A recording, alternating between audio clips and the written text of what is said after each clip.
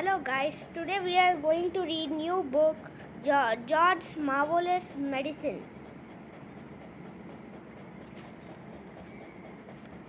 Introducing.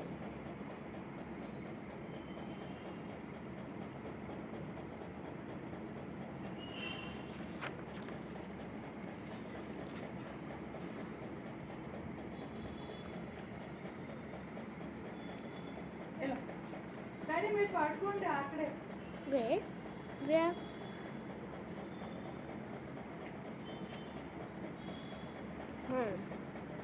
This is about.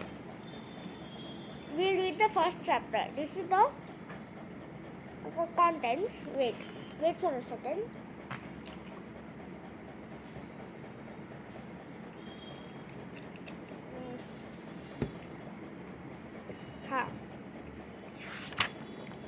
We'll read the first chapter.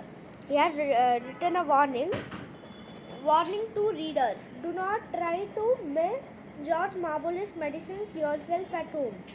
It could be dangerous. Nothing would be happen, but it's a tricky trap. Grandma. I am going to shopping in the village. George's mother said to George on Saturday morning. So, be a good boy and don't get up to mischief. This was a silly thing to say to a small boy at any time. It immediately made him wonder what sort of mischief he might get up to. And don't forget to give Grandma her medicine at 11 o'clock. The mother said. Then out she went, closing the back door behind her. Grandma, who was dozing in her chair by the window, opened one quick little eye and said, "Now you heard," the mother said. "George, don't forget my medicine." "No, Grandma," George said, "and just to try behave yourself. For once a while she's away." Yes, Grandma, George said. George was bored to tears. He didn't have any brother or a sister. His father was a farmer and the farm they lived on was miles away from. I'll just keep here. Miles away from anywhere. So, were never any children to play with. He was tired of staring at pigs and hens and cows and sheep. He was especially tired of having to live in the same house as lazy old Grunion of a grandma, looking after her all by himself was hardly the most exciting the way to spend Saturday morning. "You can make me a nice cup of tea for start," Grandma said to George. That will keep you out of mischief for few minutes." "Yes, Grandma," George said. George couldn't help disliking Grandma. She was a selfish, grumpy old woman. She had a pail of brown teeth and small puckered up mouth like a dog's bottom. "How much sugar in your tea today, Grandma?" George asked her. "1 spoon," she said, "and no milk." Most grandmothers are lovely, kind, and helpful old ladies, but not this one. She spent every day sitting in her chair by the window, and she was always complaining about groaching, grumbling, gripping,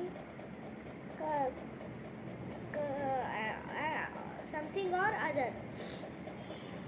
Never once, even on her best days, she smiled at George and said, "Well, how are you at morning, George? Or why don't you and I have a game of snakes and ladders? Or how was school today?" She didn't seem to care about other people, only about herself. She was a miserable old grouch. George went into the kitchen and made Grandma a cup of tea with a tea bag. He put 1 spoon of sugar in it and no milk. He stirred the sugar well and carried the cup into the living room.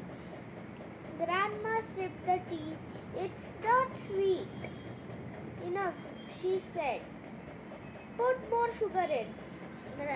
George took a cup of back to the kitchen and added another spoonful of sugar. He stirred again and carried carefully to Grandma. "Where's the saucer?" she said. "I won't have a cup without a saucer." George fetched her a saucer. "And what about a teaspoon, if you please?" "I've stirred for you, Grandma. I stirred it well. I'll stir my own tea." "Thank you very much," she said. "Fetch me a teaspoon." George fetched her a teaspoon. When George's mother or father was home, Grandma never ordered George about like this. It was only when she had him on her own that she began to treating him badly. "You know what's the matter with you?" the old woman said, staring at George over the rim of the teacup.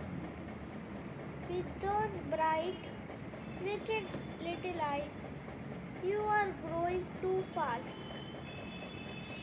Boys who grow too fast become stupid and lazy. "But I can't help it if I'm growing fast, Grandma," George said. "Of course you can," she snapped. "Growing is a nasty children habit."